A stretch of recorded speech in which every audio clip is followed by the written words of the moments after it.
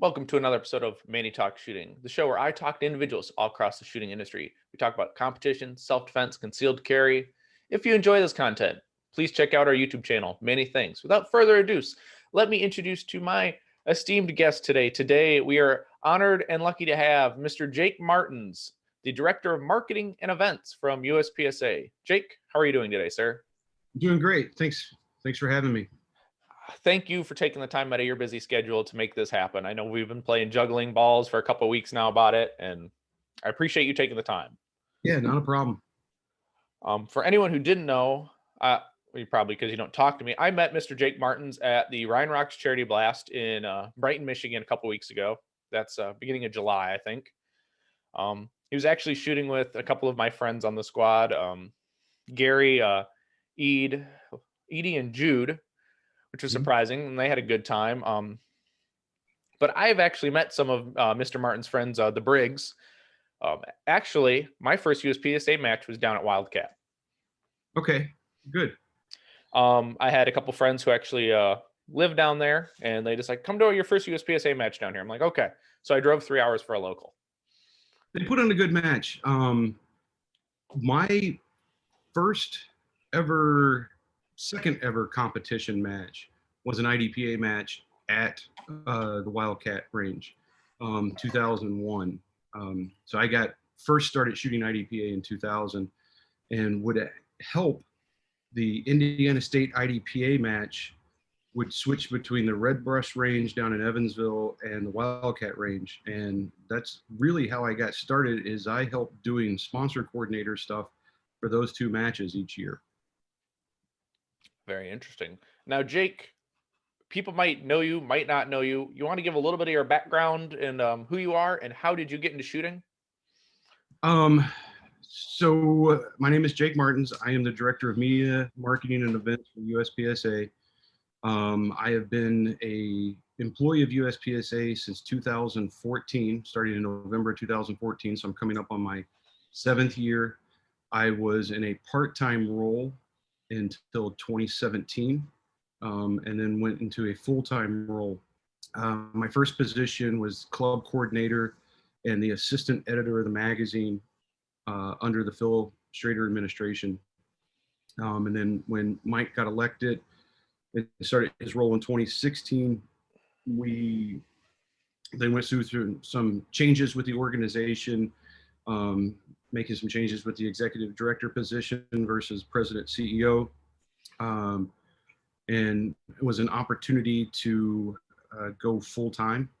Before that, I spent 25 years in big box retail. I started with Best Buy, opening stores all across the country during their big initial concept 2, concept 3 growth when they went from non-commission to commission. I opened stores in Evansville, Lexington, Atlanta, Augusta, California, Detroit, and Indianapolis, which is how I actually ended up in Indianapolis. But I went to Circuit City. I was with them for 5 or 6 years, and then I went to Sears. And when we got to the point where we started closing Sears stores, this is when this opportunity kind of presented itself. I was the section coordinator in Indiana, and had written some articles for the magazine about the matches that I was putting on, other matches that I was visiting. Had worked nationals in 2012 and 2013. And when they were doing some changes on the board, the club coordinator position became available, which was part-time. And then when they made some changes with the staff at the office, the assistant editor of the magazine. So I had some writing history with it. I guess some photography skill, that's still questionable. I just think that's gear, that I'm in the right place at the right time. So I went into that role. And then as far as getting into shooting, I grew up with my dad and my uncle. My uncle was very, very involved with the NRA, bullseye, and high power rifle, the 1500, and ran a club in Evansville, the Daniel Boone Gun Club, was the treasurer of the Indiana State Rifle and Pistol Association.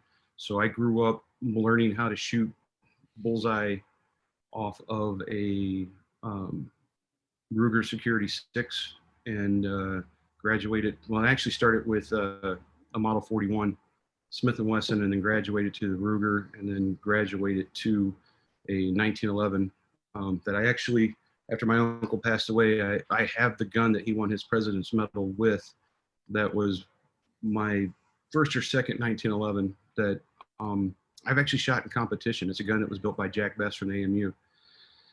I, like most people, did that, kind of moved away from it a little bit. As I got older, discovered cars, girls, and alcohol. And then about 22, 23, got married, moved to Indianapolis. And Indianapolis is a little different city than Evansville, Indiana, which is where I'm originally from. And wanted some home protection type stuff. And started doing that. And from there, wanted to get off the static firing line. Plainfield Shooter Supply, Bob Cheeks was the owner of it at the time, was telling me about matches to go to. And I discovered IDPA at the Riley Conservation Club and shot my first match there in 2001. I was down at Tom Gibbons' place in Memphis shooting the indoor nationals. I went to the Smith & Wesson indoor nationals. I did the spring nationals out at Columbia, Missouri. I shot a couple of the IDPA nationals, and then I was invited to go to a USPSA match in 2004. And I shot one of my last IDPA matches shortly after that, and just shot USPSA from there on out. I still have shot a little bit of IDPA, but not much. Mm-hmm. That's a long time to be shooting, sir. This is my 21st year. Makes it easy to remember, right? Yeah. 21st year of competition, but I grew up around it. I mean, my dad and brother, do all the hunting and all that stuff, and I did that as a young age with them. Drug around to duck blinds and dove hunting out in cornfields and pheasant hunting and all that stuff. It's just that's at this point not something I'm overly interested in. I like to go fishing. I don't like to sit in a boat. This is a lot more fun for me than that stuff. So I've just stuck with the competition shooting side of it, and then have done some classes. I've taken a couple of Tom Gibbons classes with tactical shotgun, tactical pistol, shoot fast with Proctor. That was not competition oriented, obviously, just skills and drills kind of stuff. And I've shot quite a few matches with my carry gear. Had the ability when we had the indoor match here to shoot 2 flights, so it was always fun to shoot from concealment, from appendix, and then just move it over and shoot the second flight in normal competition gear. So I like to kind of mix that up a little bit, and I've shot some regular matches from concealment now that the holster position rule changed. That I want to compete with my carry gear, although my carry gun is my competition gun, so it's not much different. I carry a Walther Q5 match from a Dale Frick appendix holster, and it's the same gun that I shot in carry optics. It's the one I wrote the article on, 16,000 rounds from the box to the range kind of thing. I finally cleaned it, so I just took the optic off of it, and that's my carry gun. And then I have, as far as like go bag and drawer guns, are all PPQs. So one mag, one type of gun, one trigger, kind of stuff. Have you gotten your hands on the new PDP yet? Which one? Oh, okay. So I'm assuming they're all back there then. Yeah, actually, so I've got the 5-inch that I have actually not shot. I have the compact. As part of the first review, and inside is the 4.5 full size, which is as soon as I've got the plates now from Buck sent me some plates and Walter sent me some plates. I just got to take the time to dig some red dots off of the other guns and see how I like them in competition. I have some of the tungsten guide rods that came in, and I have Taylor Freelance's brass insert. Unfortunately, it doesn't fit on the full size guns. It only fits on the compact. So I have it on my. It was in the current issue of the magazine. It's on my PPQ, one of my backup PPQ Q5s, but it only fits the 15 round frame. Okay. So I sent an email to Rob and saying, hey, I need one a little bit longer. There you go. Now, I met you. You shot carry optics. Do you like to dabble in more than one division? Do I like to? Mm-hmm.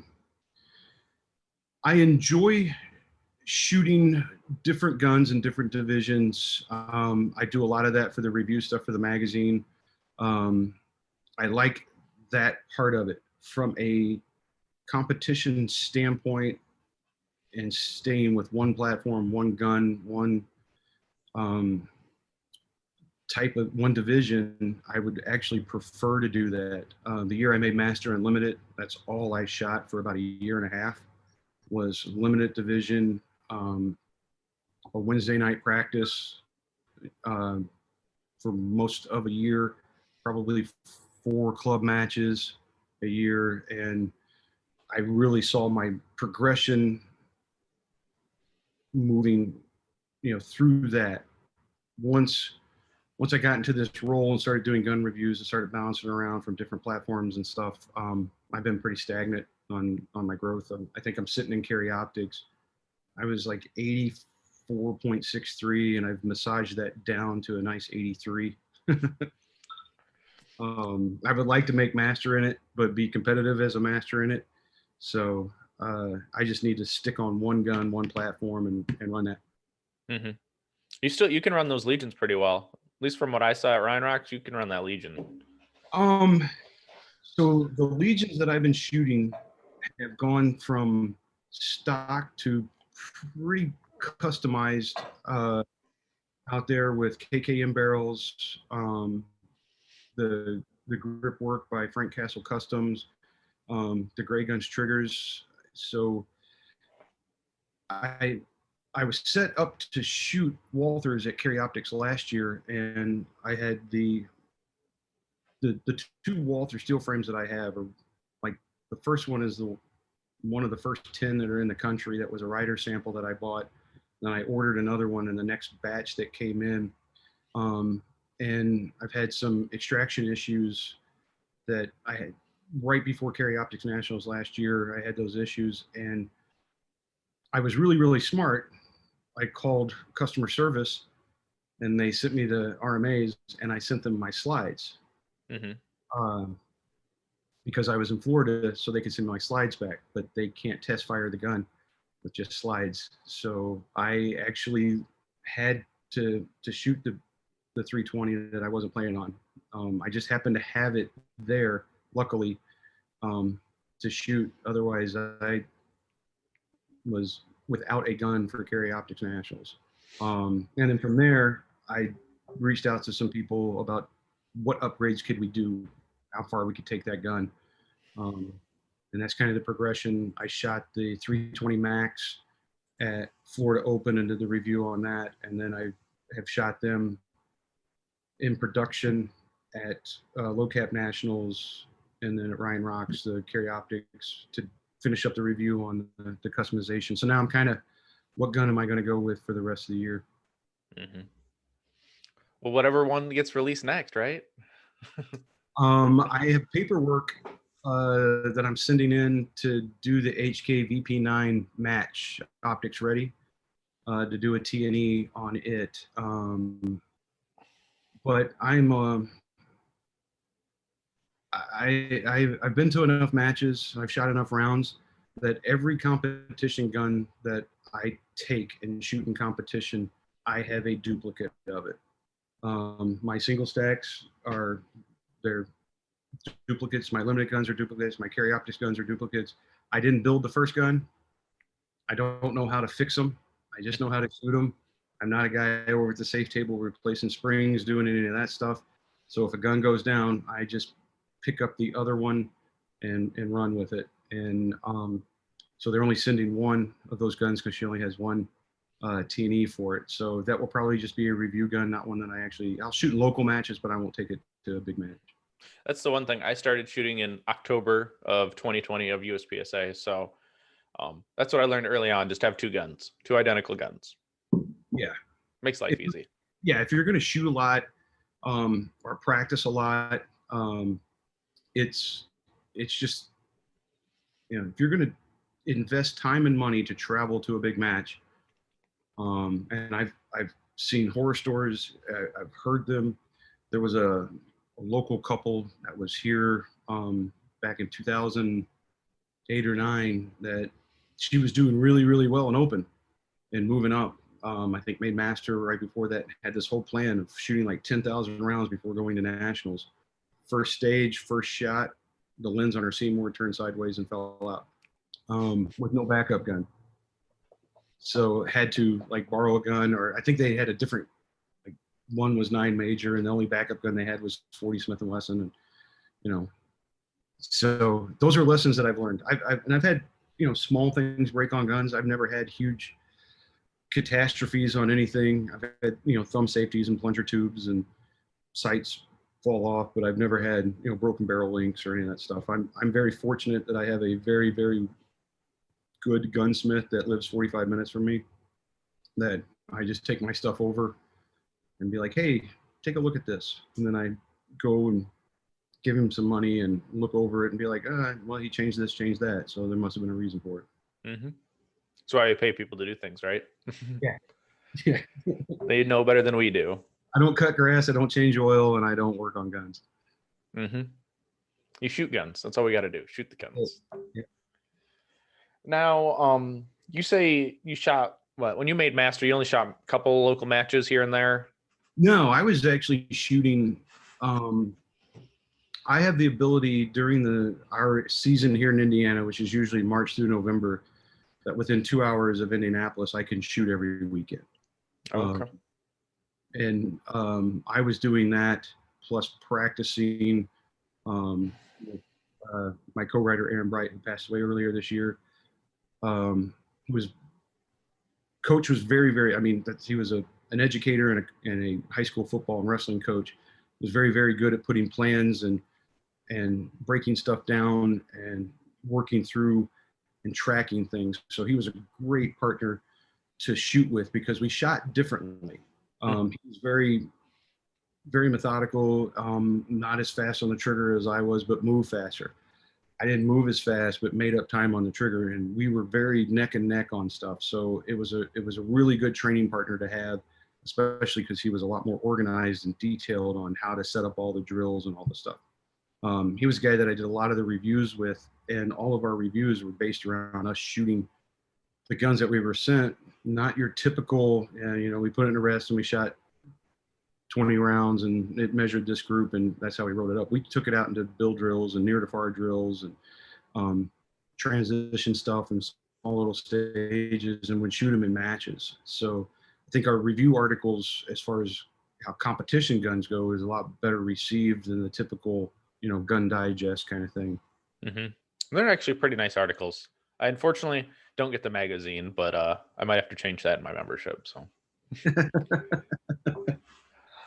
but it seems like I'm assuming you get Dylan Blue Press catalogs, correct? I do. I have a stack, and I'm like, I haven't had these for that long, and they just start piling up. I'm like, damn, I need to throw these away, but it's kind of how I am. I might start and look at the digital magazine. That might be one of my things. So it's funny. I made a joke last year when I renewed because I'm actually still an associate member or an annual member. So I get the mailed magazine to me, and I'm going to renew as an associate member is kind of a joke. Like, well, I don't need you guys to mail me the magazine because I, kind of see it beforehand. Right. But then I didn't have access to the digital copy online. So when I would go back to try to do the word count or do the review or pull the stuff up, I was like, I got outsmarted by the IT guy. Right. Yeah. But you put a lot of work into that magazine. There's definitely a lot of things in that magazine other than your articles, and it takes a lot. I'm assuming it takes a lot of time to build that magazine every what is it, every other month? It's 6 times a year plus the annual edition. So there's seven issues of a magazine that we prepare. That is every 2 months. And a lot of it is planning at the beginning of the year, like which matches are we going to cover? Is it a match that I'm going to be able to go to and cover, or is it a match that I need to find somebody to write an article on? I pawn off as many of them as I can, but then I do travel to quite a few matches. I'll be writing the low I just did the low cap match and the Dragons Cup match, and I'll do the Ryan Rocks match and a review of the junior camp and a review of the Area 4 Steel Challenge. But then I have some folks that are writing the Trident charity match. They're sending in an article. Steve Foster usually does some stuff on the Steel Challenge side of it. So we touch base, just sent in an article on Ken, the young little kid that's out there who's probably going to be shooting rimfire rifle in the mid 40s based on the times that he has right now. Yeah. Yeah. That's fast. So, yeah. And I work with some other folks like Rowdy Bricko was at Area 4 Steel Challenge. And so he asked about doing some stuff. We actually have writer's guidelines that are on the website. I encourage people to do it. It's not free. We actually pay 10 cents a word and we compensate you for your pictures. It's at the, probably 1985 writer's rates. None of that's really changed.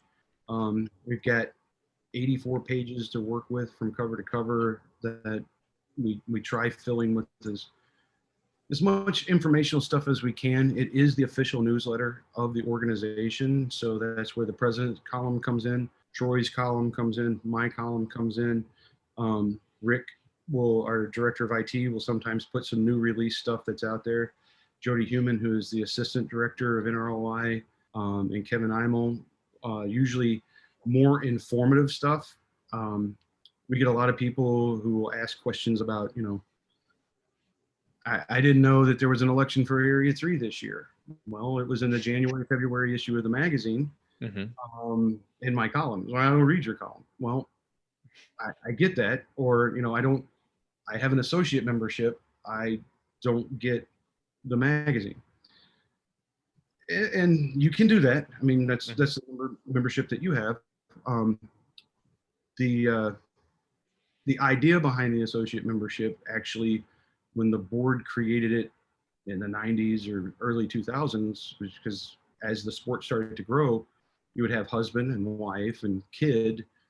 So people were getting 3-4 copies of the magazine. So they created the $25 membership versus the $40 membership that didn't include the magazine as more of a household membership, because it is, as a 501c3 non-for-profit, part of our mission is the safe, fair, fun, practical promotion of shooting, and the official newsletter is that avenue to do that. Now, we do have the downrange newsletter that goes out every Friday that my assistant Michael Brooks puts together, and that has some of the articles will reappear in that.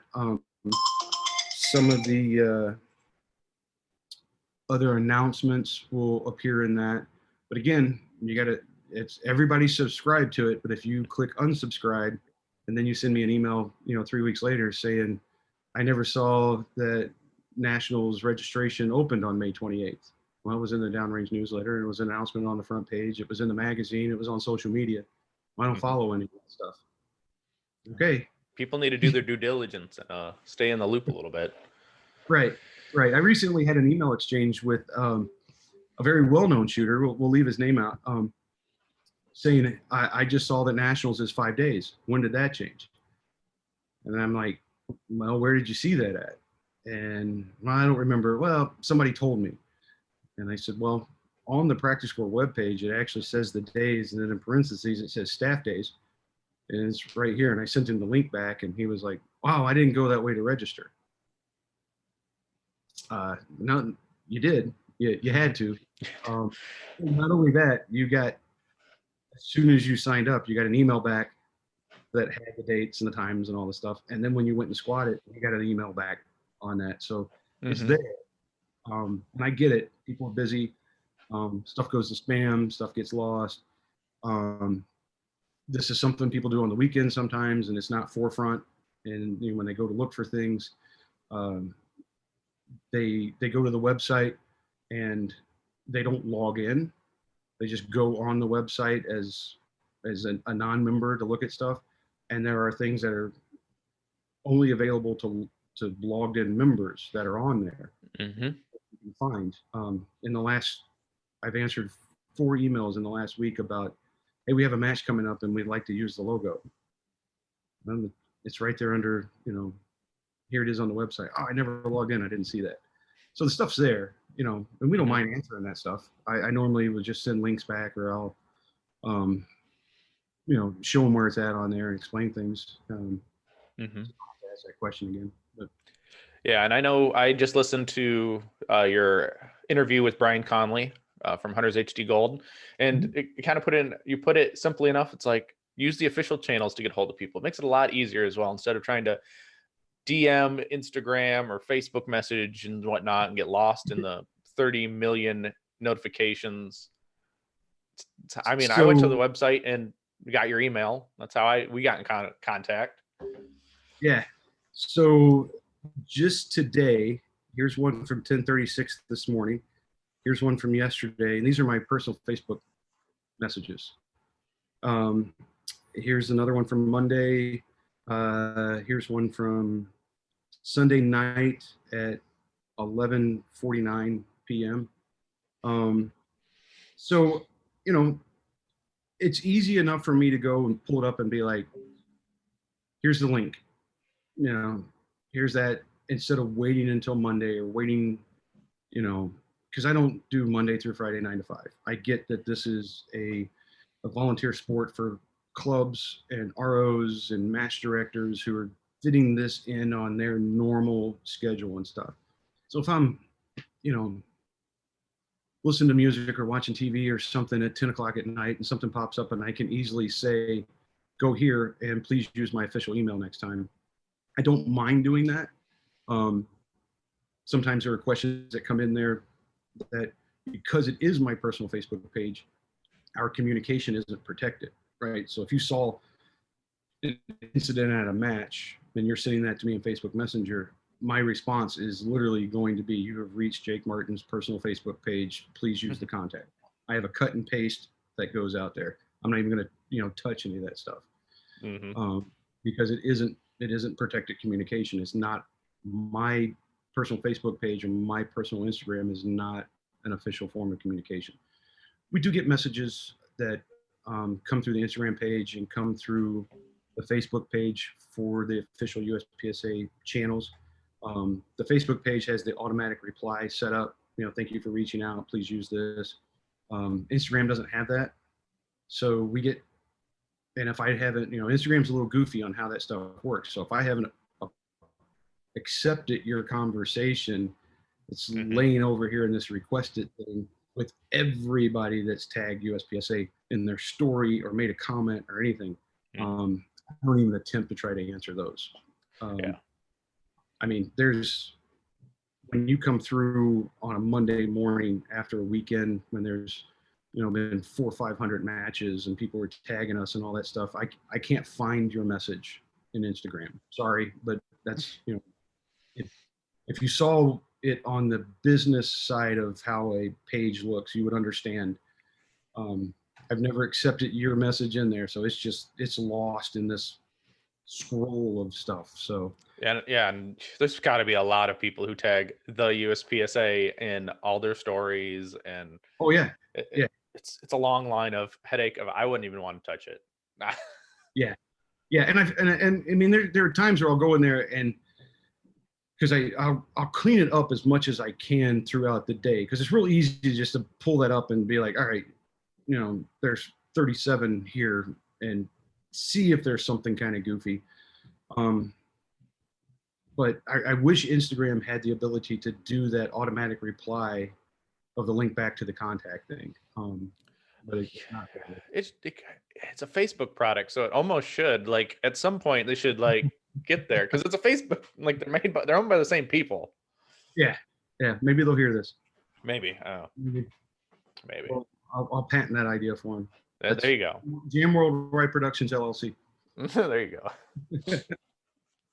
Now, so you were the only one that monitors the Instagram then, or do you have? No, Michael Brooks, my assistant, who lives out in California, which works well because he's 3 hours behind me. He does some on there. We'll do some of the shares, especially when you start seeing, as we get closer to nationals, when you start seeing the sponsors, ads and links back and all that stuff. Michael's doing all of that. Michael handles all the sponsorship stuff at that level, and handles all the matchbook and all those things with regards to nationals. So he also gets the notifications, like when we get messages and things like that. So on the USPSA page. So he'll answer some of that stuff as well, because sometimes it's just who's readily available. And then we also have, and this is something we started at the beginning of the year. I think it was the beginning of the year. Maybe it was the year before. We had the 8 area business pages as well.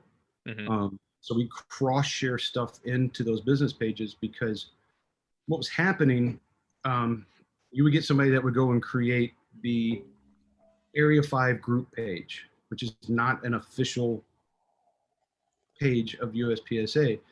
And then you start getting people listing things for sale, or posting inappropriate comments, and they have admins and all that stuff on there. And it looks official. So we started getting, hey, I read this on this group page thing. No, that's not us. So we created the business pages, which have taken off a little bit. I wish some of the match directors would post their information there and then share it into a group page, because you can't share out of a group page. Mm-hmm. So there's a Steel Challenge match that's up here in Indiana that they keep posting on their little group page, and I can't share it over to the Area 5 page or the Steel Challenge page. I have to copy it, take their picture, and create a post on there. So, mm-hmm. Just little things. Makes it easier on me. Yeah. But when we got 250,000 followers, you get a little bit more eyeballs when I share it versus a group page with 300 people. Mm-hmm. Very much so true. Now, do you have a short-term or a long-term goal for like the USPSA social media to make it grow, or make any new changes to it? So a couple of things that we want to do is, and we're heading to Shooting USA as part of our contract with them, is to start creating more informative commercial type promotions of USPSA. Not just like the 3.5 minute long video. One of the ones that we're going to work on creating is what to expect, right? So there's 9 million new gun owners. There's been 3,000 or 4,000 new members so far this year, I think. And they don't know what to expect to go to a match, right? That information's, there's other people that have created YouTube channels and have some of this stuff, but I want to start getting to the basics of, this is a production gun. When you show up, if you have 5 mags, this is where things go. This is what you should expect. You can find how to register. Here's who you should contact. Here's how you find a club. It makes it easier on the clubs. It makes it easier on the competitors when they get there. And then from there, I want to start kind of pushing that through our social media channels that are out there. We're still going to share people's matches and their stage runs and all that stuff out there, because that's what USPSA is, right? That's where one of our hashtags, probably the most used second most used hashtag, is hashtag this is USPSA. So you do a stage run at a match, and you hashtag that, I follow it, I share it, because that's what USPSA is. Mm-hmm. Um, we tried doing an industry partners program that didn't take off as well as I had hoped it was. Um, and it was going to be a direct tie into social media and partnering with gun manufacturers. So when you opened up your box, right, we would provide you with a card that said, this gun is legal in USPSA. Find out more about USPSA here. We had Walther sign up for the first year in 2019. I think we provided them with about 1,000 cards they put into the box for the steel frame when it was released in 2019. We didn't really have any other takers. But if you look back in 2019, we had a lot of promotion of Walther, so that was part of it. Mm-hmm. I think partnering with the gun manufacturers about the guns and the gear that you have or can go and buy, or that you already have and can go and participate in USPSA, is where I would like to take some of the social media as well. And then to have resources out there on the YouTube channel and the Vimeo channel of NROI stuff, how to do things at a club. And so those are all kind of plans that we have out there, as well as promoting matches and promoting just the regular everyday Saturday, Sunday competition shooter who goes out there and burns down a stage and wants it shared on our social media.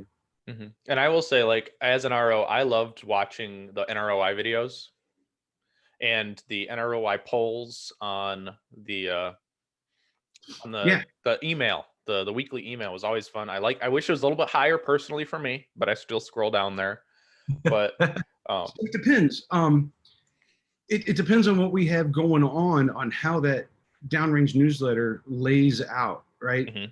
So because it's a tab, it's a template that Michael plugs the stuff into, and to go and flip that around. So like we're in national season and we're Mm-hmm. promoting nationals and sign up for all that stuff, then yeah, it falls a little bit further down.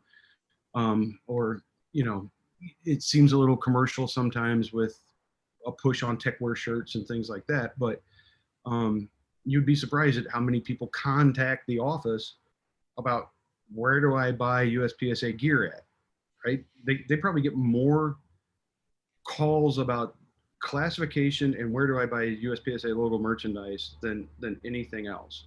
So that's why it kind of pops up there towards the top. Which makes sense. I mean, they're with the official shirt of USPSA or the official activewear. The official. Well, actually, now that they have the T-shirt line, so they're the official apparel of USPSA. Apparel. Okay. Yeah. Gotcha. But yeah, I mean, I think everyone needs a cool jersey. And I mean, the generic USPSA ones don't look bad. So you know how that came about? I was with Bob and Bob Novak and Joe Procopio 2017. I think we were at National Shooting together. And they were standing there in just kind of plain techwear shirts, no logos, no nothing. And a guy came up and was kind of talking to him. He was like, I'd love to get just a shirt like that with just the USPSA logo. And he's got a tattoo on his calf of the USPSA logo, right? So we just kind of started talking about it. And like, well, how do you guys handle that? How do you guys handle if somebody calls and wants that style of shirt? And there's still like you order a shirt that's a custom made shirt, at the time kind of deal. There's not inventory of it. So we kind of developed that relationship about, hey, let's make some non-logo jerseys that people can just get the USPSA logo on it with their name, and they can add, like the Steel Challenge logo or the state flag or their club kind of thing, but none of the other, kind of crazy stuff. We'll save that for their custom shirts, where they want to get other manufacturers' logos and stuff. And it's just kind of grown from there. The base design shirts are their number one selling shirts that they have, which is great. I've got quite a few from matches that I go to, and when the new designs come out, I'll order one of the new ones, and I have some where I don't have my name on it, so I can just stand there, hat, glasses. And you kind of stick out though, because I I knew who Jake Martens was. I didn't know who you were until I'm like, it's that guy. Well, it's so obviously in the Midwest because that's where I live, and I've been competing here at clubs and matches and stuff for a long time. But I, go out west where I don't spend a ton of time unless there's some of the big matches, and you'd be surprised, and we all look different with shooting hats and glasses on too. So True that. yeah, it was something I did. So when I was a store manager for Sears, I didn't have a store manager name tag.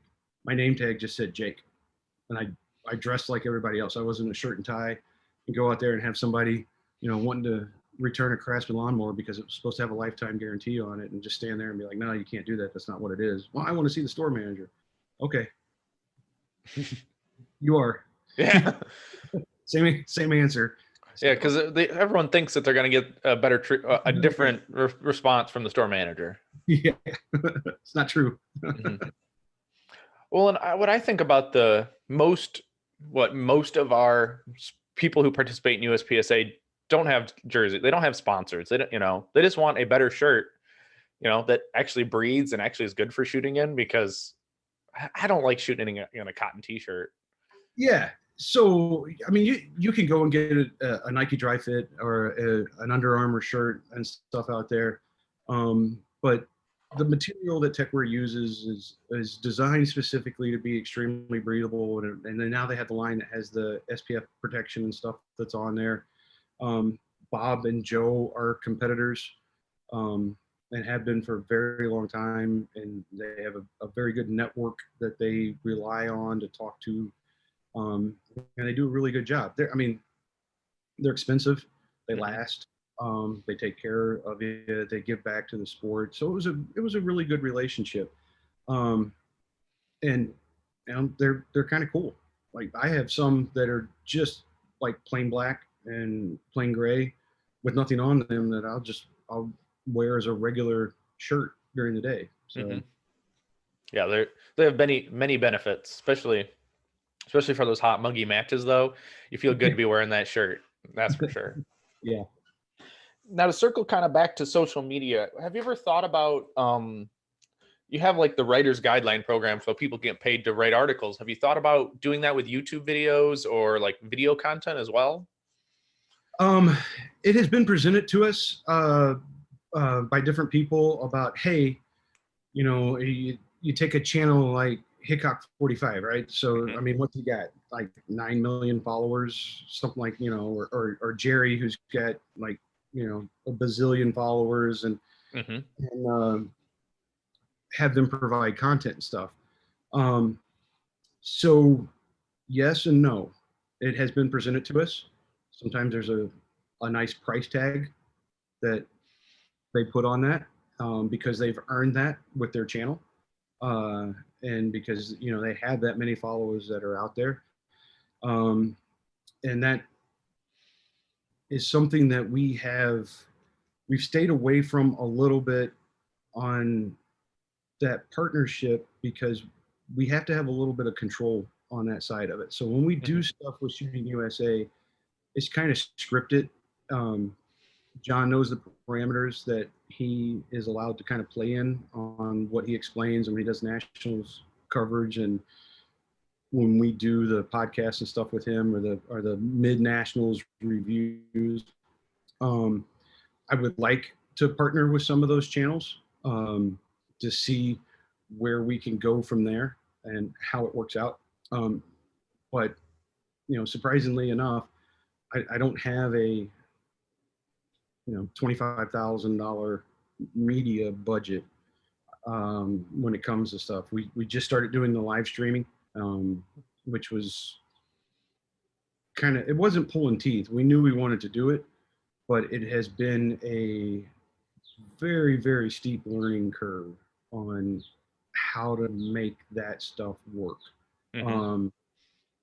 So I would like to get to the point where we create some of this stuff with Scouting and Shooting USA, and then partner with some of those big channels that they are a competitor. They're not just a paid reviewer, or a social media influencer at a certain thing, because um, some of that is good, some of that is bad, right?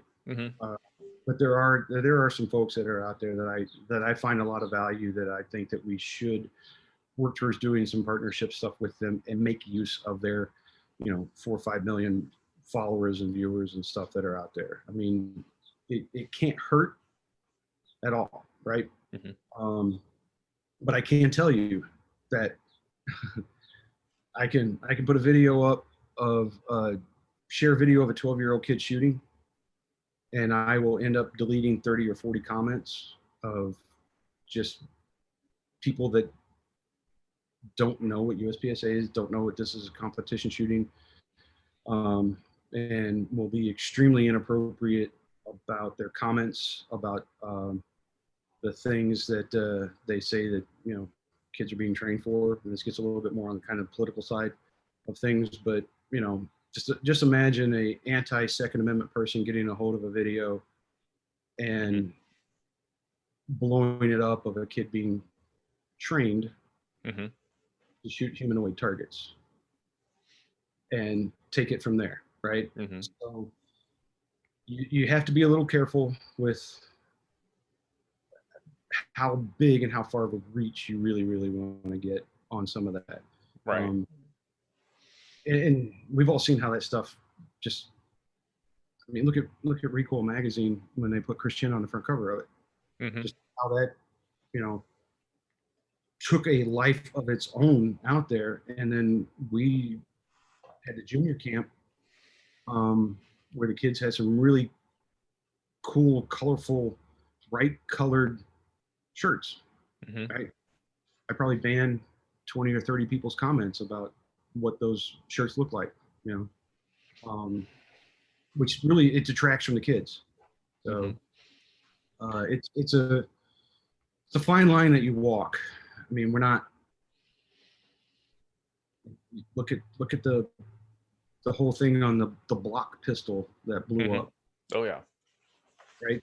I mean, that stuff, it gets in mainstream media, and it can be good or it can be very, very bad. Yes. Yeah, you're very right. You have to be able to control it and keep the image correct and kind of protect ourselves. Because it's a brand, right? I mean, USPSA is a brand. It's not just a logo. It is a brand that has been, since 1984, 85. It is a rule set. It is an expectation of what should take place at a USPSA event. It's a scoring system. It's a classification system. And there, for some people, this is a dedicated sport. For some people, this is a hobby. There's a lot of people who spend a lot of time and effort and personal money into this. There's a lot of match directors that spend hours on end to make sure that everything goes well on a Sunday. And then you have somebody post a DQ video that blows up on social media, that you lose control of that stuff. And it's unfortunate.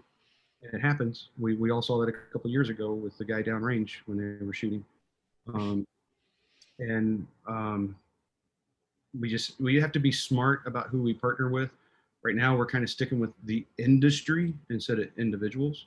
Right. We have partnerships with SIG, with Walther, with Glock. We have good partnerships with Ruger. Some of our title sponsors, Palmetto State has really come on board on some stuff. And of course, Federal, with the logo on the box of the ammo. So we're getting into pushing some more mainstream stuff.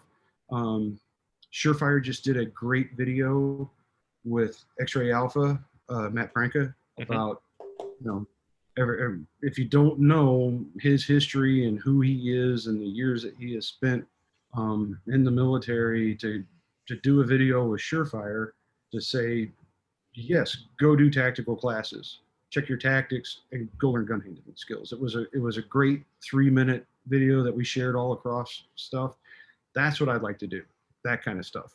Though that's the market that you want to reach, the new gun owner or the guy that owns gear that we want to get out and push them on the competition side, being practical, right? Absolutely. Mm-hmm.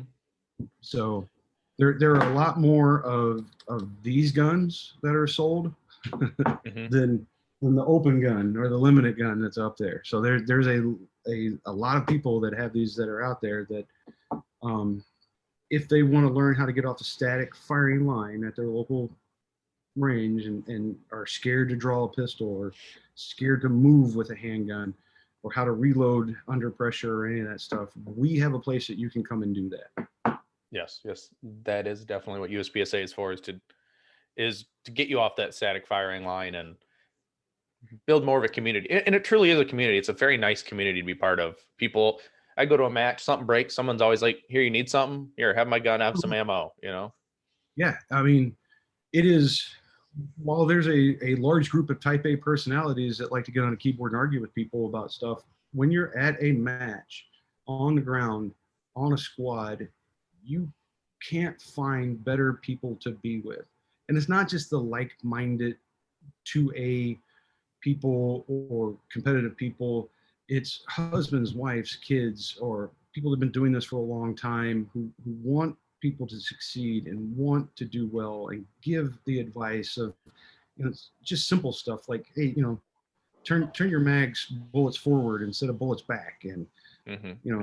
I was at the Steel Challenge match, and one of the guys that was kind of new to red dots, I was like, hey, you're following your dot all the way up to the first plate.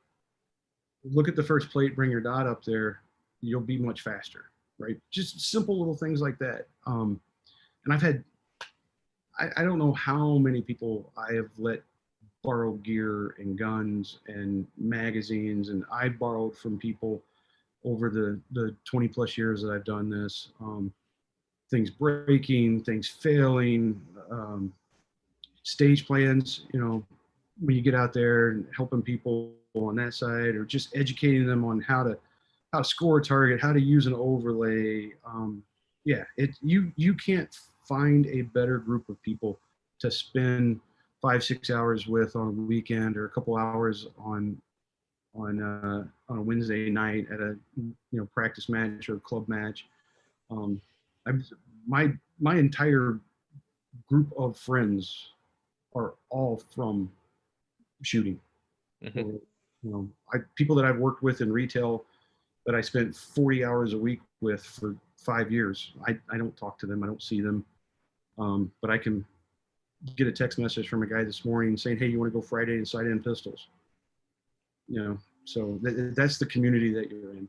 Mm-hmm. That's a very nice community. I've met so many nice individuals who are more than willing to help you, become a better shooter and whatnot. And that's what kind of built this whole podcast, was be a better shooter, learn some things from people, and build more of a community.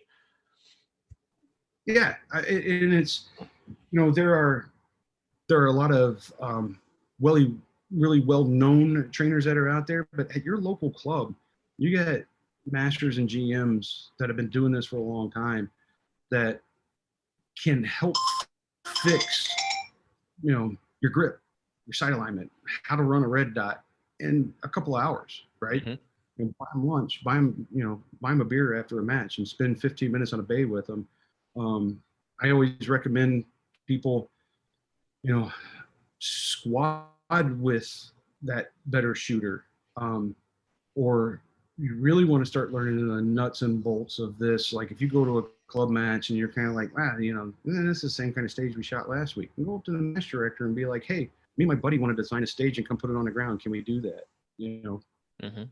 That's a lot of fun. Or I've made no secret of it. I mean, somewhere around here is a box of state. Oh, it's in one of these.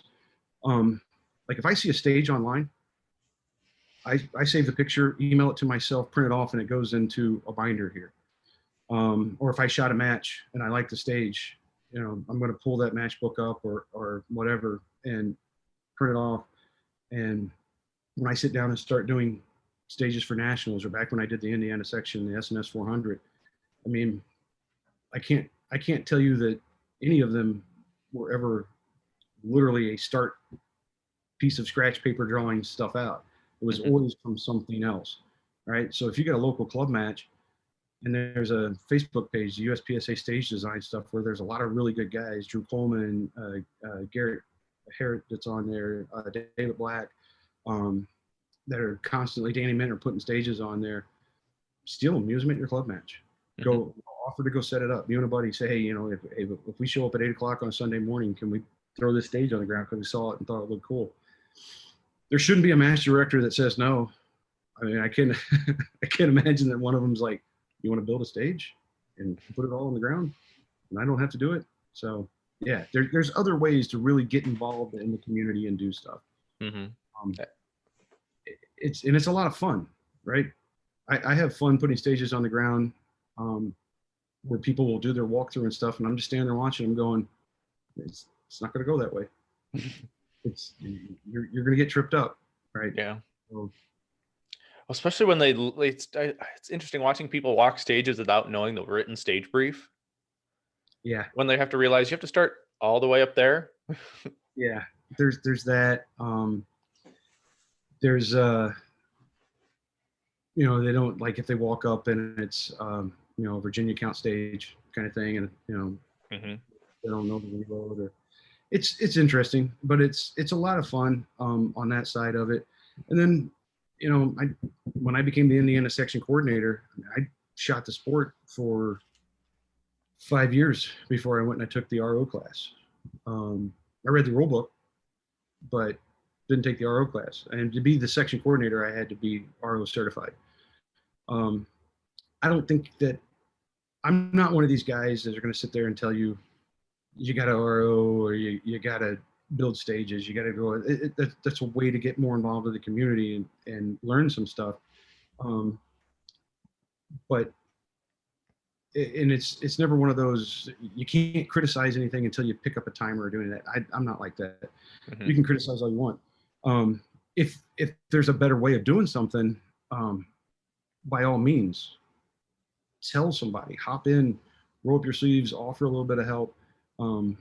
If there's something that can make things easier for the match director, easier for the club, don't just, you know, sit there and get all mad about it and then go and you know, beat them up on the keyboard. Offer that constructive criticism directly to them. That's the only thing I say. And like I said, I'm not a you gotta run a match before you can criticize a match. That's not true. Like I said, I did it for 5 years, and you know, I was actually one of the guys, because of my work schedule, being in retail and stuff. I mean, there's a lot of times like I would go in and do stuff early in the morning on a Sunday. Match started at 10. Man, I was throwing my $20 down at 9:55. Went through, shot the stages, and you know, snuck out there at the end. I did that for quite a few years, and because of how my schedule and stuff worked. And then as I got more involved in helping clubs and doing stuff, there was an opportunity to kind of move in to be the section coordinator.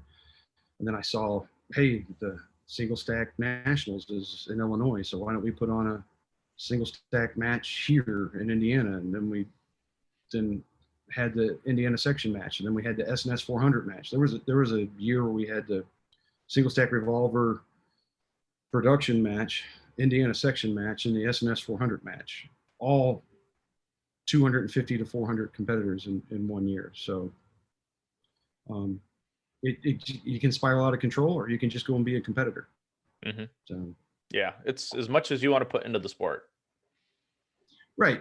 And it is. For some people, it is a sport.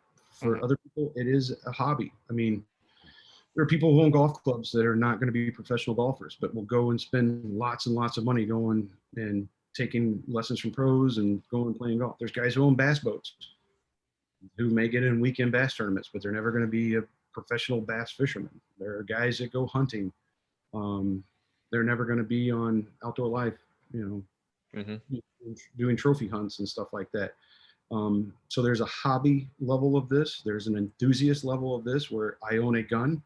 I'm a member of this club, and they have some kind of practical match there on Sundays once a month that I will go and shoot a couple of times. And there are people who have decided to make a career as a trainer work within the industry and be a certain level of sponsored shooter, represent, you know, the world shoot on stuff that are more of a professional type shooter. So it's at whatever level you want to hop in. Absolutely. Now, to backtrack a little bit about media and a little bit about nationals, because I've got a couple questions about that. It seems like live streaming has progressed at nationals. I watched low cap, which was not bad. I personally would have loved to have seen a couple of different stages throughout the week, but I know logistically setting up all that equipment is very difficult, which I understand. And people shoot Yes. cameras, so I mean, um, So, so what we found out from World Speed, which is the 8 dedicated stages that are on the lower bays, right. versus line of sight and the cable system that we were running, you were limited because the size of the bay, and the quality of the video that you can get. Once you run a cable a certain length, that's not buried underground, that's hanging on stuff in the heat, you drop signal. So there's only certain stages that we could do based on the parameters that we had and the equipment that we were using. Plus, we were also running live scoring at the same time. So there was 2 networks that were running, and then we ran into an issue with, we had purchased some new tablets for the iPad stuff. So the Android system didn't have push notifications for your score yet. So we were using Zach Jones's iPads, and then I think we bought 14 new iPads or 8 new iPads, something like that. And we bought them like 3 days before that, got them all set up, didn't turn off automatic update. So on either the Friday night or the Saturday night, just one of those things that, you know, you don't think of. I mean, I don't think. So there was an automatic update that those tablets, they had the automatic hit, and it wiped out the push notification part of practice score. Like the match was stuck in there. And we had to get with, luckily the guys at practice score were really helping us a lot. So the match was being duplicated behind the scenes every time somebody hit approve and all that stuff. That's why on day 2, all of a sudden people were like, we didn't do any of the paper backups yesterday, and now all of a sudden we're doing paper backups. It was a safety precaution because of that automatic update on those particular tablets that happened. So we had that happen. And then we had where we went too far on some of the cables. I want to say we were over 300 feet on some of that stuff, and they were hanging. So they started drooping in the heat, and we started losing some signal. And we couldn't run anything on the upper bays because of where the line of sight was. We updated a lot of that stuff for the 2-gun match. And we had torrential rain that came through. Oh, I forgot. Yeah, that rained like crazy that match. Yeah, waterproof cameras aren't waterproof. Right. At a certain thing. So, you know, yes, I would love to have a production company pull up their trailer and do a satellite dish, and we drop a net over the top of it. I mean, you can talk to Rick Brazzo. I'm just the whole time I'm like, dude, I just want Skynet. I just want Skynet over the range. You just figure out how to make it work. He keeps coming to me, and he was like, all right, so I'm going to put 2 cameras on this stage so we can switch back and forth from start position and end position and all that stuff. And I was like, well, what about this stage over there? Yeah, we're going to put 2 cameras on this stage. I'm like, all right, I get it. So it's kind of one of those limitation by gear and like the system networking and whatnot available at the range. Yeah, so we have talked to the CMP about, so they have power that runs from the bays that are down across the bottom, but not at the top. But the conduit isn't, the diameter of it isn't enough to pull cable through to bury it underground. So they were looking at doing some pricing and all that stuff because they have their phone company, internet company out there has some stuff that runs right up to a certain point at the club to bringing it over and running that. But like anything else, the CMP also has a board of directors. They have a budget. They have, what is this going to cost us?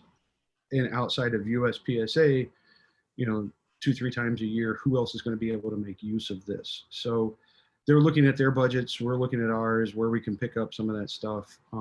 So it's a growing thing. The other thing that we ran into with the live streaming that, good or bad, I mean, the schedule that I put out there is 40 minutes a bay, 3 minutes a shooter, 36 minutes, 4-minute walkthroughs, 3 minutes a bay with a 5-minute changeover. So the schedule is 45 minutes. On the first day of shooting, I mean, everybody was shooting at the same time, and then it would stop.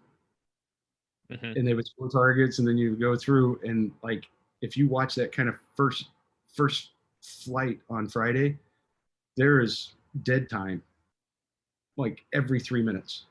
There's nothing happening on any of the stages other than people going around and scoring. So we gotta, we have to mess the schedule up a little bit to make it more action friendly. You can only run the federal commercial so many times where people are like, change. Yeah. Well, I still I was glad to see live stream, because then you could still be a part of nationals without being at nationals, which is great for people who can't make the flight or make the commitment to go down and be there for 5-9 days of national, or even more when it's back to back with with last year was low cap and race gun. Right. Yeah. It was factory gun and race gun. Yep. And then this year, actually, how we have it scheduled for back-to-back is 2 separate matches. They're always 2 separate matches, but so you have 2 days of staff, 3 days of competition, then a changeover day. Yep. 2 days of staff, 3 days of competition. So there's 3 days in between that are off days for the competitors. A lot of people really like, for us to get staff, I can get staff for the first match that only have to give up 5 days. Versus when we do a back-to-back with limited changeover in the middle and staff matches, they got to give up, a week and a half. And that's a lot harder to find staff. I can find more staff that can give up 5 days versus 9 days. And we've had a lot of success getting new people in. Having the staff match, the back-to-back format used to not have a staff match. The staff were the work one, shoot one, and they had to get a slot for the one they wanted to shoot and pay for it.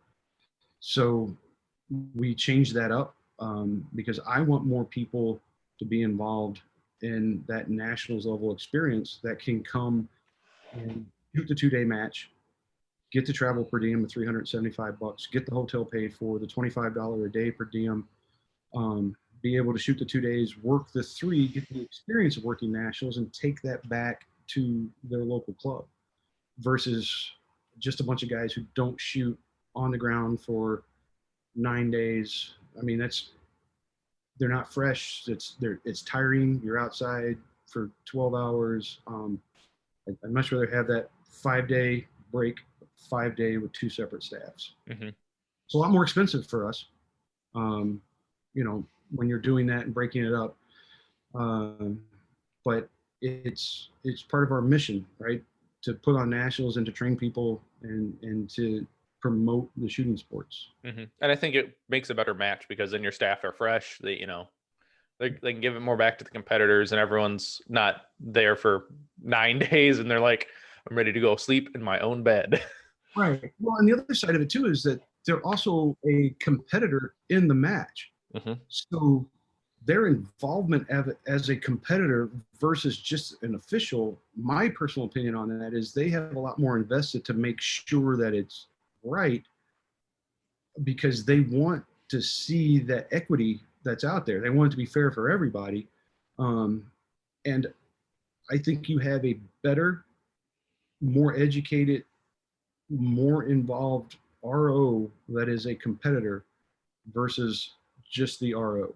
And there's going to be people that when they hear this are going to be like, Jake's shitting on the old guys. I'm not shitting on the old guys. I'm pointing out that I think you have a more vested interest in a match that you compete in versus just ROing.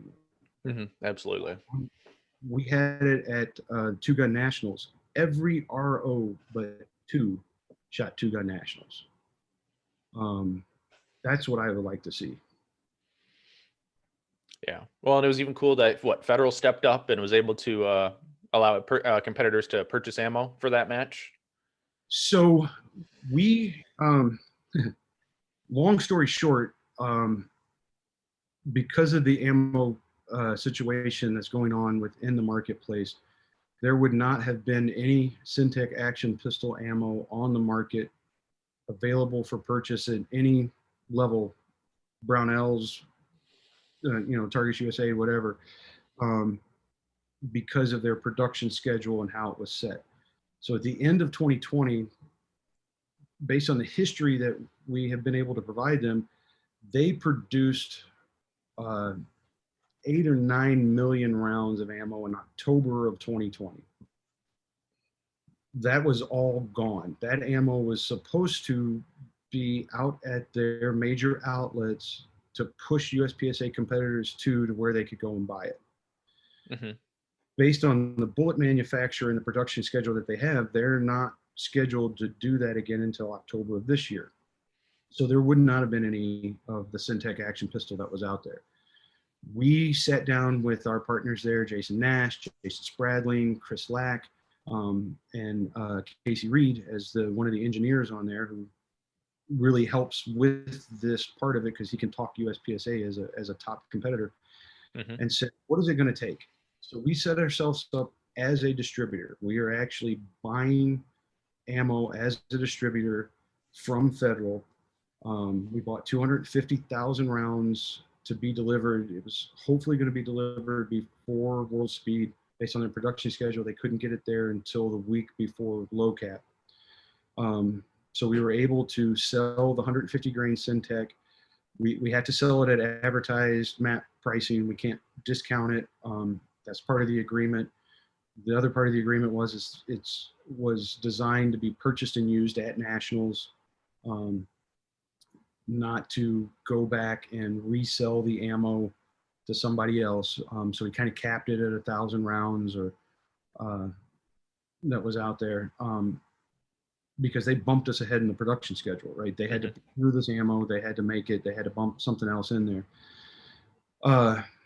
That left us with ammo to go into Two Gun to pre-sell. And as of this morning, I want to say that we're sitting on maybe of the 250,000, maybe about 15,000 rounds left for Carry Optics PCC. And then obviously race gun, with it being limited and open, we're not seeing a lot of sales into that. But Carry Optics and PCC, there's been 2 or 3 people that have purchased ammo this morning. So once it's gone, it's gone. We are a distributor. We could go in and do the program again next year. The logistics side for us is kind of a nightmare because it is delivered. It is in a secured Connex that we had to purchase insurance to be sitting on the property there for theft, loss, fire, whatever. We have to control it. We have to pay taxes on it. We have to pay Alabama state tax, Talladega city tax because they have the raceway there. So there's an extra little 3% little nudge they get on you. And then federal income tax on it because we are, while we're still a 501c3, we are taxed on advertising revenue and other revenues like that. So it's a service that we were able to provide that is not, we're not, no one's getting rich off of selling the ammo based on the price that we had to pay for it and the other costs and expenses involved with it. What we've talked with them about is being able to hopefully, once we get the dates for next year, we're working on that. We have 2 ranges we're going to visit over the next 2 weeks. give them the dates, and find a single point of contact through one of their medium-sized distributors, not a Brownells, not a Midway, but somebody else that carries the ammo that works kind of within uh, uh, are able to make a large enough purchase to get it on the books, and then we can push people to that and buy it and have it shipped to the match versus us being a middleman. We're not in the ammo sales business. It was just something that we were able to get to competitors to be able to shoot nationals and have a couple hundred rounds to take back and participate in club matches or other sanctioned matches this year. Yeah, and I don't think that a lot of people would have been able to shoot that match without the opportunity to purchase that ammo, because ammo's tight for everybody. It is. Well, and so I want to kind of address that a little bit. Okay. So ammo is becoming more available.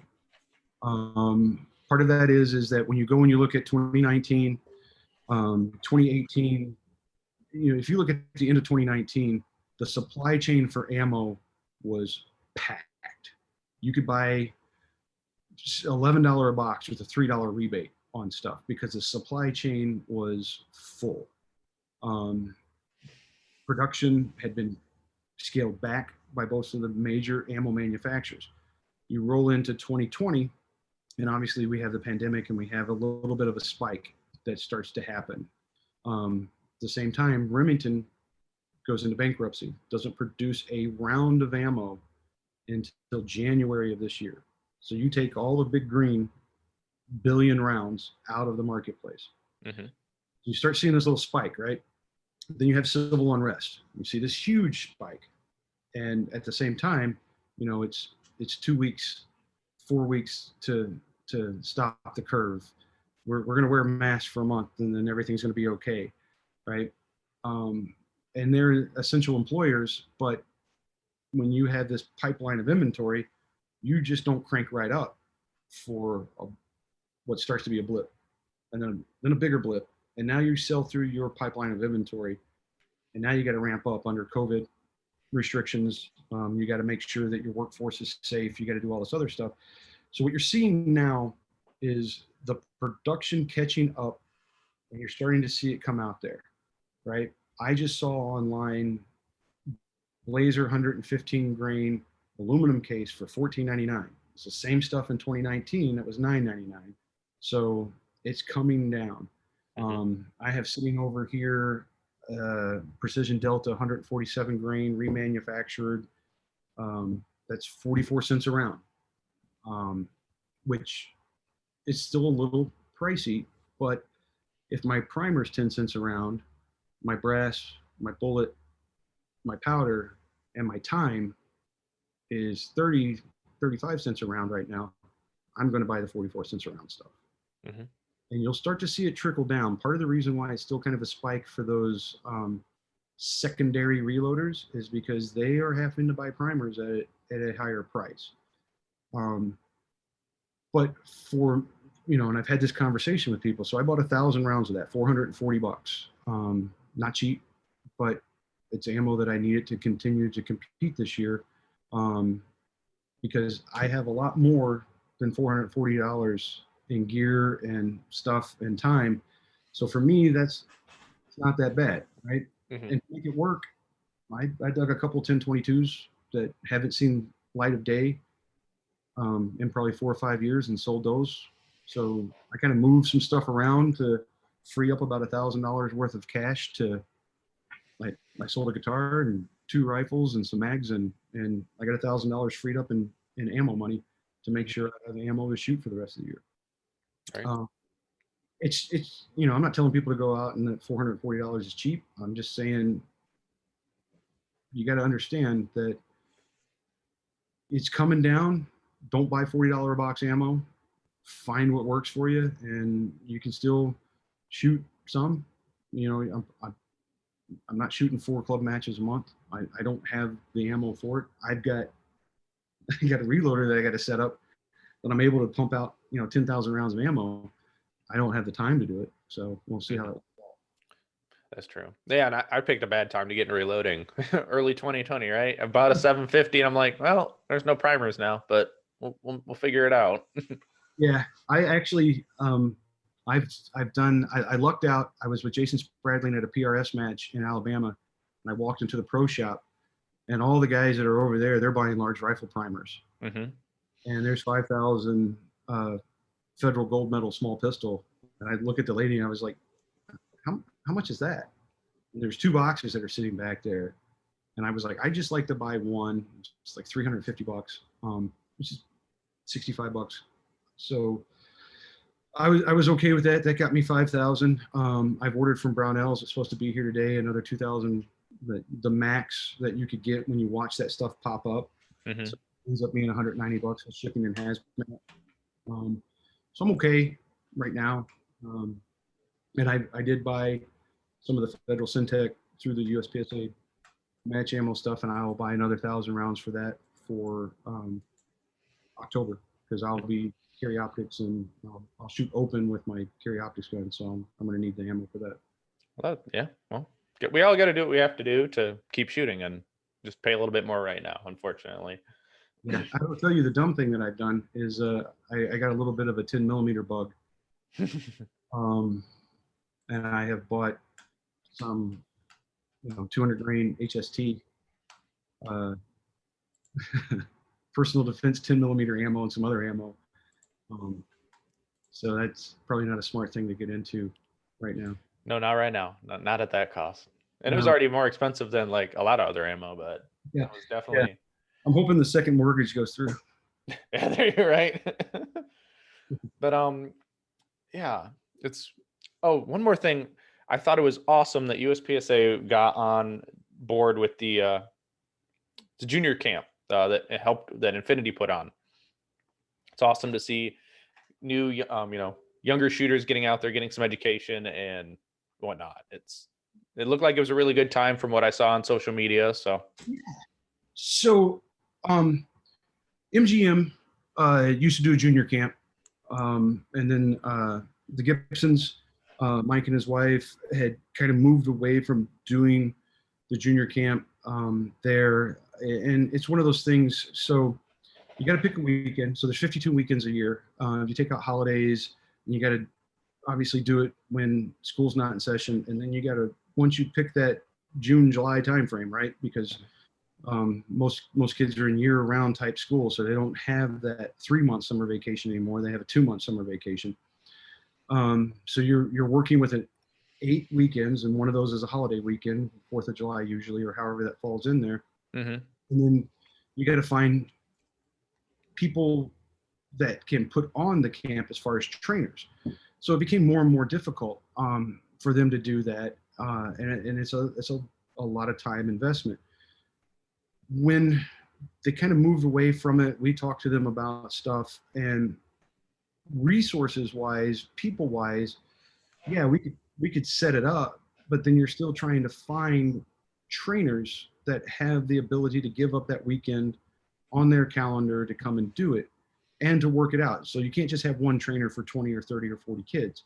You got to have 4 or 5.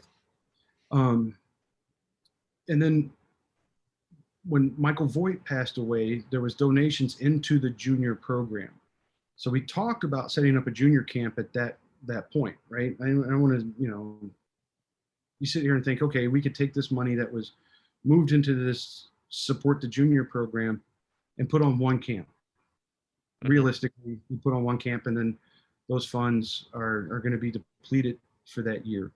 Instead, what we did is we set up the Michael Voigt educational program to where a 16 to 18-year-old junior can apply for it, write the letter, and they get $500. We've awarded 2 of those. We just awarded one to Bridget Cunningham, and then last year, and forgive me, I don't remember which Williams sister it was, but it was one of the Williams girls mm-hmm. that received it. I can't remember if it was Justine or Jaleese that got it. Obviously, the older of the 2, so I think it was Jaleese. Those are the only 2 people that have applied and have won. Mm-hmm. So there's more funds for that to do that. But that seemed a little bit better, because one of the things that you see with a junior shooter is as they come up 12, 13, 14, 15 years old, they're very, very active. They hit 18, they go away to school. They're not as active, or life changes. They get into once they go to school, they come out and then they come back when they're older. So we thought that was a better investment. Plus, it's just very difficult to get all those people together to put on camp once for that time frame and then deplete those funds. So rolling forward, through Joe Rotowski, Brandon Strayer, Sandy Strayer, Tiffany Strayer, approached us about, hey, we have this Infinity experience. We'd like to take this Infinity experience and bring in some of our top level competitors on our team to put on a junior camp, but will USPSA be willing to help support that? And which is, you put that in front of the board and you want to talk about, Mm-hmm. really quick yes vote. Hey, would USPSA like to, help support a junior camp? Unanimous, all 9 people went for it. So we were able to help financially support that.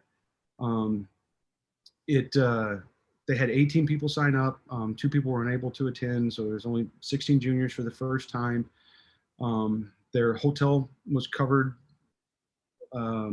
They just had to travel there. There was the $500 fee that offset some of the other expenses of the staff that they had to bring in. And then the folks at Infinity worked with Ely Ammunition and Supervel to help provide ammunition for the kids if they didn't want to use their own gun, which was great. Techwear provided shirts. And there's a whole list of other, Brian Conley obviously was involved with Hunters HD Gold. Steel Target Paint was involved. I know I'm going to forget some people, so go and look on there. And, we talked about it afterwards with Brandon about, 2022, we made this announcement, I want to say in the March, April issue of the magazine. So there's only 2 issues of the magazine and then some social media stuff that was out there. So if we're going to do it, get it early, let's get a calendar out there. Great experience for the kids. They have some top level competitors. Gianni Giordano, who has been the junior champion for 2 years, I think, or 3 years now in limited, kind of wrote the program that the other guys follow as far as what they take them through. Mel Rodero, who has been the senior division champ and open at mini matches and nationals. Andrew Hyder, who's been on the super squad top 10. Caleb Smith, who is a masterclass limited shooter. So they're getting really good instruction from some guys who really have spent some time training and doing stuff. Lesker Murdoch was there. So Speedy was working with kids, and they split them up into 3 groups, kind of a new, intermediate, and more experienced. Then on day 2, they shot a match, and then they had a shoot off with them, a tour of the plant. So it was a really, really good experience for the kids. I hope that, I know USPSA will be involved with it if the Strayers want to get back involved with it. If for some reason it doesn't work out with, Infinity, or we started something and want to bring in another company or do other stuff, I think there's some opportunities that are out there. Mm-hmm. Yeah, I was elated to see that, and it looked like it was a very good covered media event. So it was definitely A pluses in my book. So yeah, it was a lot of fun. The kids had fun. I could bet who wouldn't have fun running around shooting guns, learning some things, and having a good time. Yeah, yeah. And I went to the Infinity Experience in January, when I first sat down to talk to them about this stuff, and it was a very, very good learning experience, even for myself on some things. And the Infinity Experience that they do, you actually spend a little bit more time than we did with the kids there on the 2011 platform, on how it works, how to maintain it, what to look for, a little bit more in depth on that side of it. And you're going through it with Brandon Strayer, who is, they go through this. I want to think he's got 5 or 6 patents on the gun. Sandy's got 30 or 40 patents that are out there. And they build every piece of that gun in-house. So you really you're learning how to maintain, whether it's an Infinity. I mean, I rolled in with my 12-year-old limited guns. So I was the example of old technology versus new technology. But you learn a lot, and it was a good time. I can imagine. Well, Jake, we are at the end of the show. I want to thank you for coming on the show. I greatly appreciate you taking the time out of your day to sit down with me and talk about USPSA shooting in general and a lot of things I didn't know about, behind the scenes. So that was really cool. But this is the part where you get to plug what you want to plug, social media, everything, whatever you got to throw out there for the listener, throw it out there. Yeah. So uh, for the USPSA competitor, get on the USPSA website, log in, find all the cool stuff that's there. For the new shooter that's out there, that if you want to get off the static firing line and you want to find a USPSA club near you, USPSA.org, find club, go on there, find them. There's 500 and something affiliated clubs that are out there that you can go and find a match. If you are not into the centerfire handgun, and you own rimfire and you are a little bit more concerned about movement and reloading on the clock and that stuff, Steel Challenge, 8 dedicated stages that never change no matter where you go. There's 13 divisions, so if you own a gun that doesn't fit in those 13 divisions, you should sell that gun because it's not the right kind of gun to own. But you can go out there. The rimfire divisions are just incredible. Don't get intimidated by what you see on the videos, because when we share videos, you got to sit there and think you may have a guy who's been doing this for 21 years versus somebody who just came out there for their first time.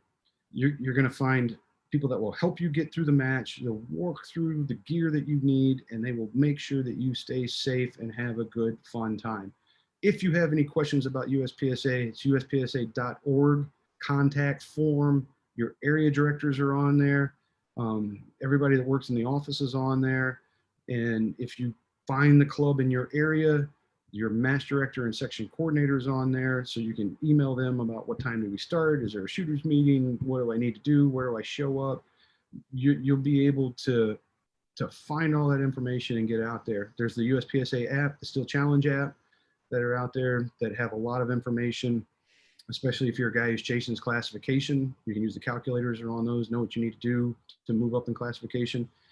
And if you want to stay informed on USPSA, downrange newsletter, the magazine, the website announcement page, and the social media pages, which the main ones are the USPSA, at the Steel Challenge. You can follow all that stuff. And if any of that still doesn't get you the information, it's jake@uspsa.org. Sometimes, just remember, like tomorrow morning, I hop on a plane, I'm shooting a match on Friday, and I fly home on Saturday. So it may be a day or two, don't get antsy if I don't reply back immediately or right within a day. I do try to answer every email that I get within a day or two. And sometimes it may just be a link back to, and it's not, I'm not being kind of snarky about it. It may just be a link back to the website. Here you go. But some of that's because I have it, notes cut and saved, and it's easier for me to send that to you, and you click on it and go. So, but get out there, have fun, find a club, find a match, and go put them all in the A zone. Absolutely. And I want to thank you guys once again for tuning in another episode of Manny Talks Shooting. I greatly appreciate you and your viewership. If you enjoyed the content, check out our content at Manny Things on YouTube. And until next time, get out and do the things.